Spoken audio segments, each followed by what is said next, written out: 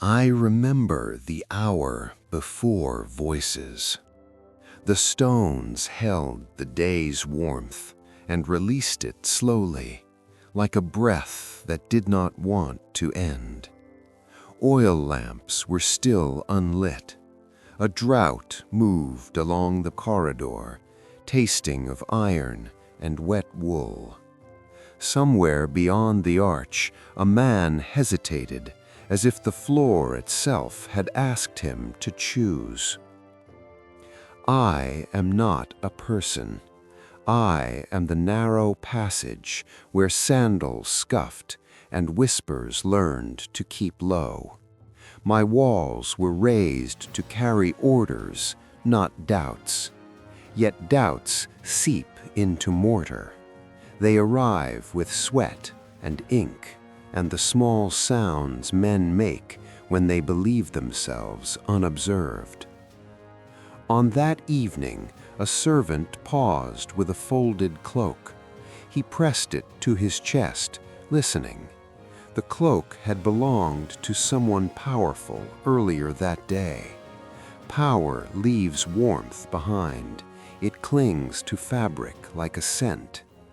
The servant waited for permission that never came, then set the cloak down as if returning it to me might absolve him. Betrayal does not always announce itself. Sometimes it is a correction made quietly, a name scratched thinner on a tablet, a seal pressed a fraction too late. I felt it first as a change in traffic.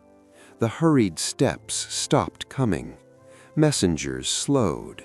The air grew heavier, as if words were being weighed and found wanting.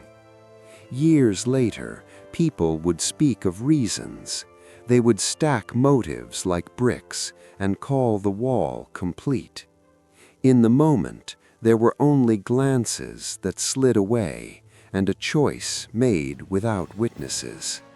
Even I did not see the hand that turned. I only felt the absence it left. I have held men at their smallest, senators counting breaths, guards rehearsing indifference. One man leaned against me that night and laughed once, sharply, as though mocking a thought he could not afford. His laughter left a mark. It always does. Sound is a kind of hand.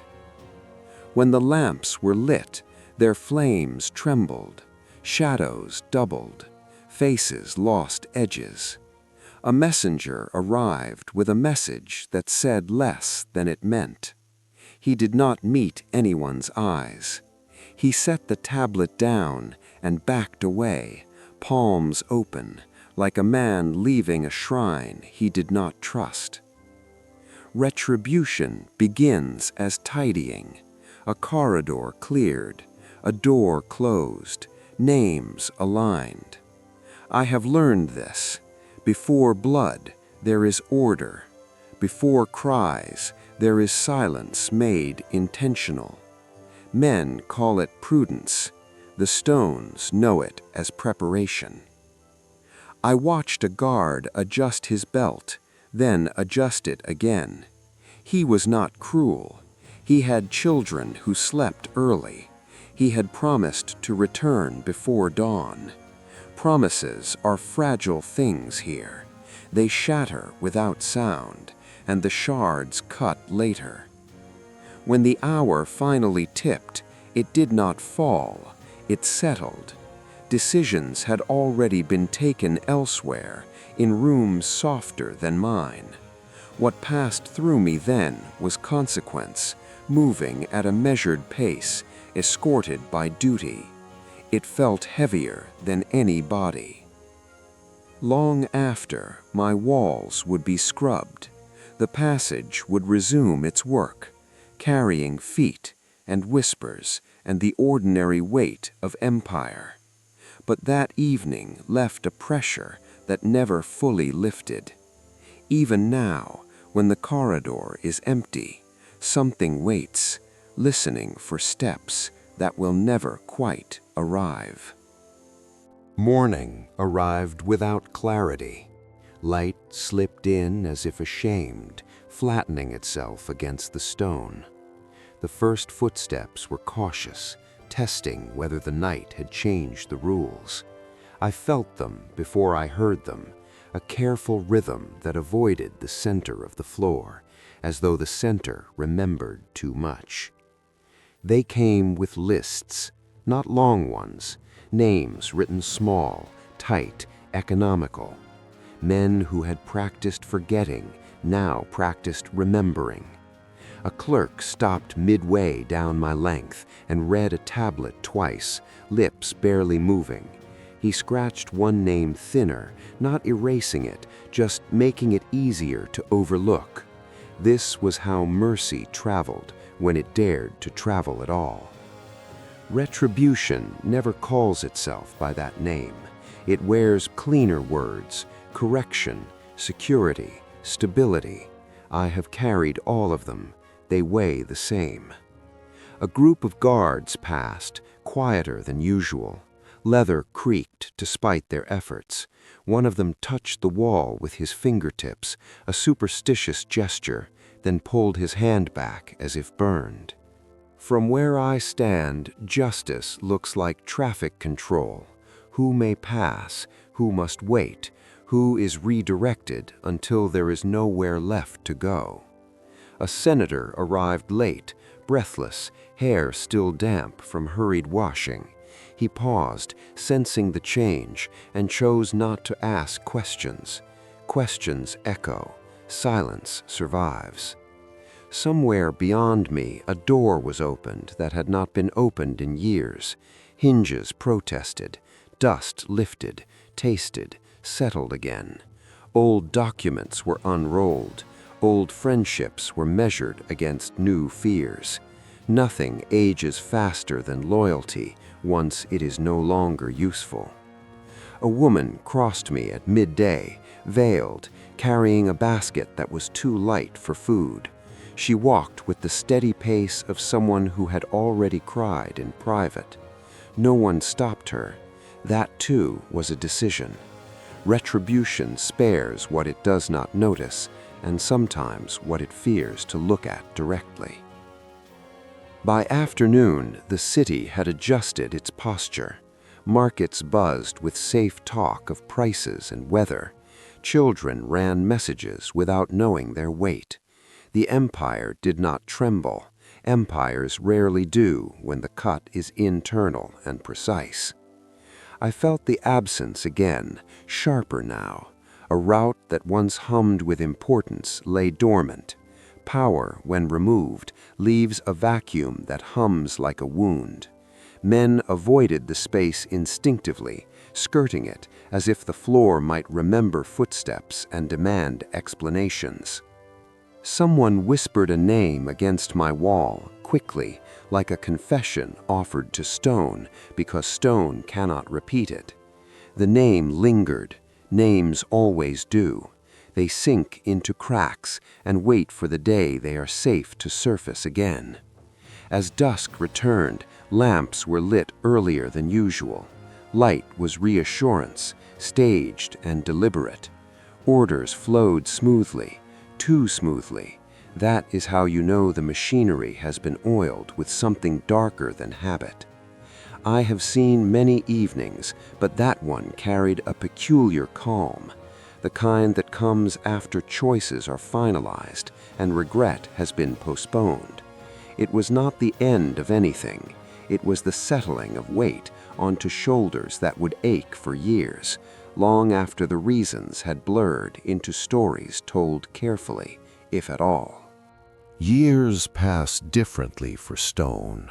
What lingers is not time, but residue. The way certain steps hesitate, the way voices lower without instruction. I learned this when a boy became a man and returned wearing a ring that fit him too tightly. He walked my length with confidence practiced elsewhere, but his eyes betrayed him. He was measuring the distance between then and now, hoping it had widened enough. He stopped where someone once stopped and did not know why the place mattered. That is how forgetting works. It preserves the outline and discards the cause. He pressed his signet into wax later that day, sealing an order that would ripple outward, touching villages he would never see. Retribution does not end, it breeds. A survivor came once at dusk, limping, not wounded in the way songs remember, but injured by waiting. He leaned into me, older than his years, and listened as if expecting an echo to answer. He had outlived his usefulness, then outlived his fear. Those who do manage that carry a peculiar quiet with them. He spoke to no one, yet he spoke, not aloud. His breath counted names the way priests count beads. He was careful not to say the wrong one. The wrong name can undo a man, even when spoken only to himself. When he left, the corridor felt lighter, as if something heavy had been set down gently. The city learned to tell the story another way, not betrayal, but necessity, not retribution, but order restored. Children repeated it without tasting the words. Adults nodded, relieved by the familiar shape of the lie. I do not correct them. Stone keeps its counsel. There were moments of almost. A petition folded and unfolded until the creases tore. A marriage delayed, then abandoned. A guard who drank too much and spoke too freely, then did not speak again at all. Consequences do not always arrive dressed as punishment. Sometimes they come as erosion. I remember a rainstorm that cut the dust into rivulets. Water traced paths along my floor, finding the lowest points. It always does. Power behaves the same way. It flows where resistance is least and calls that path natural. On an afternoon thick with heat, a minor official collapsed against me, dizzy with figures and favors. He laughed weakly, blaming the weather. He did not understand that he was standing where decisions had taught the air to press harder. Some places retain a pressure no weather can explain. From time to time, someone asks what truly happened. They phrase it as curiosity, but it is hunger. I offer nothing. Truth is not a thing to be handed over intact.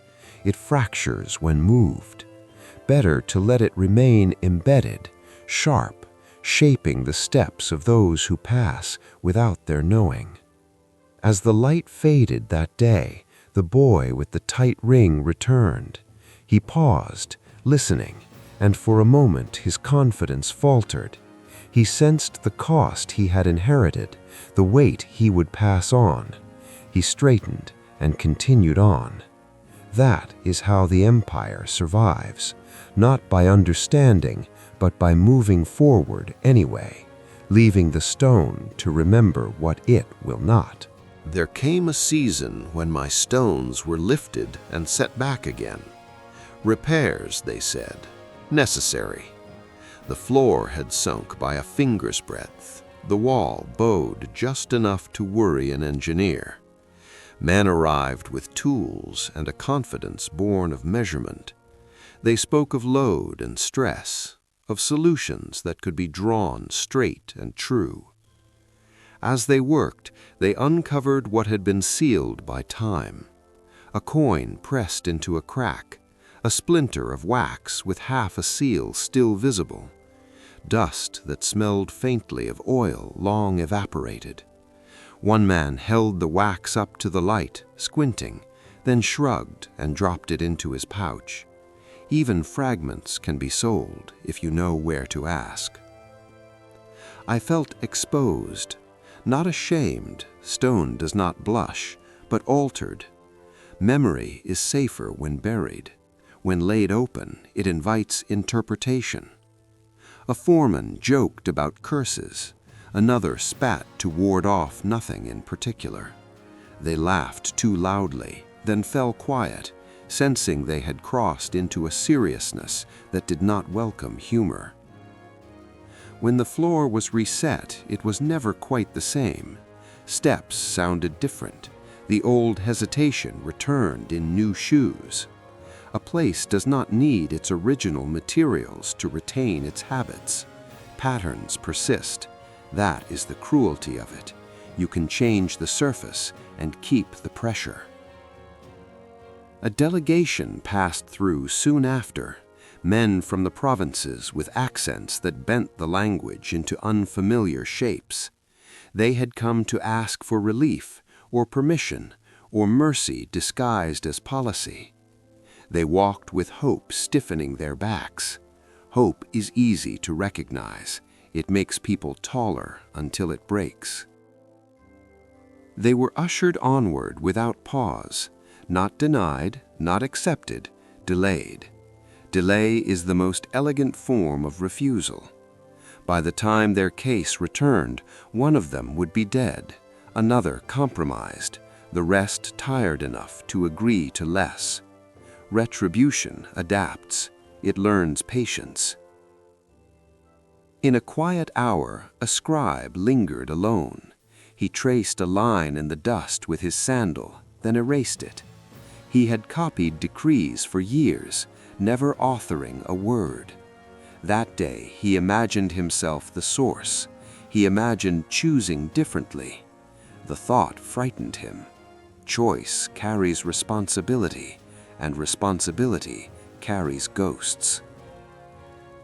He left a mark anyway, a small scratch beneath the plaster where no one would look. It was nothing. It was everything he dared. I held it carefully.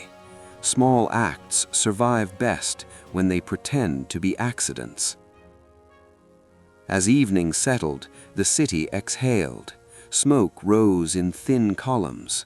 Somewhere, a family ate in silence, counting the spaces at the table. Somewhere else, a man rehearsed a speech he would never give. Consequences were spreading outward, quieter now, thinner, harder to trace. Before night closed fully, someone paused mid-passage and listened, not for footsteps, but for something deeper, an alignment of memory and intention. Finding none, he moved on. The corridor accepted him without comment. Acceptance is not forgiveness. It is merely the decision to continue holding what has been placed within you, waiting to see what weight comes next. There is a moment, years after the fact, when the story stops belonging to those who shaped it. I felt that shift when new banners brushed my walls, their colors bright, their symbols familiar but altered. Change arrived politely, announcing continuity while rearranging the furniture of power. Men spoke of reform, of lessons learned. They walked faster, eager to prove momentum, yet their steps still slowed at the same points. Habit outlives intention. The floor remembers where doubt once pooled, and bodies obey without asking why. A messenger collapsed one afternoon, not from violence, but from haste. He had run too far with too much to say. As water was brought, he stared at the ceiling, eyes wide, as if seeing the years compressed into a single line. When he recovered, he apologized for the inconvenience. No one told him it wasn't his fault. Fault is a luxury reserved for those who can afford reflection. Retribution, diluted by time, became policy. Policy became custom. Custom hardened into law. Each step felt lighter than the last until the weight was no longer noticed at all. That is the danger. When consequence loses its name, it spreads more easily. Once, in a reflective lull, a senator paused here and rested his palm against the stone. He had survived many turns, always choosing the safer silence. His hand trembled just enough to register. He closed his eyes and breathed, as if listening inward. Moments like that are rare. If you're still listening now, perhaps it's because such pauses matter more than declarations. He moved on, of course. They always do. Survival teaches motion.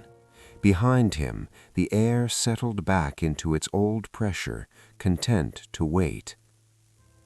I have learned that empires do not fall in corridors. They are adjusted, tightened, loosened, a decree here, an omission there. The grand events belong elsewhere, but the cost passes through me, carried on ordinary feet. A child once ran my length laughing, chased by a nurse who scolded gently. The laughter startled me. It rang clean, unburdened. For a breath the pressure lifted. Then the child was gone, and the corridor returned to its work. Even joy here is temporary. As years stacked quietly, the names changed, the methods refined. Betrayal became preventative, retribution became administrative. No one called it cruelty, no one called it justice either. Words were chosen carefully, like stepping stones across a marsh. Near dusk, a man stopped and looked back, as if he had forgotten something important and could not name it. He stood there long enough for the lamps to be lit around him, illuminating nothing in particular. Then he nodded to himself and continued on, carrying forward a story he believed was finished, unaware that it was still moving, still pressing, still shaping the space between decisions. There is a quiet that arrives when repetition has worn smooth. Not silence, something steadier. By then, the corridor no longer startles anyone. It is simply there, dependable, holding the passage of days the way a river holds reflections it does not keep. I have watched generations pass who did not know my earlier weight. They brought new concerns, new urgencies. Their sandals were lighter, their voices carried different worries. And yet, when they reached the same narrowing of space, their pace adjusted, not from fear, from instinct inherited without instruction. Power learned to move differently over time. It stopped rushing. It learned to pause where pauses were safest. Decisions became quieter, their edges rounded. What once required force now required only procedure. The corridor felt less strain, but more permanence. One evening, long after banners had faded and been replaced again, an old man stopped here to rest. He was no one of record, a former clerk, perhaps, a soldier whose service was never commemorated. He leaned against me and smiled, tired but intact, as if he had outlived his expectations. He spoke to the young man beside him, not of empire, but of weather, of how stone stays cool in summer and warm after long days. The young man listened with polite impatience, already leaning toward elsewhere. Before leaving, the old man placed his palm flat against the wall and lingered a breath longer than needed. He felt something without naming it. Most do. Memory does not announce itself as memory. It arrives as pressure, as hesitation, as the urge to stand still for no clear reason. He accepted it without curiosity and moved on. When they were gone, the corridor remained unchanged. I always do. I do not judge what passes through me. Judgment belongs to those who believe distance grants clarity. I only hold impressions and let them alter what comes next. Betrayal never received a final reckoning here. Retribution never concluded. They dissolved into habit, into policies repeated until intention disappeared. That is how consequences endure, not as lessons, but as tendencies embedded into movement. The lamps are lit earlier now. Footsteps come and go with confidence earned by forgetting. Somewhere beyond me, another decision is being shaped into necessity. It will pass through quietly, like all the others. When it does, I will feel it settle. I will hold it without resistance. Empires forget, stones do not. And long after the reasons are gone, the weight will still know where to rest.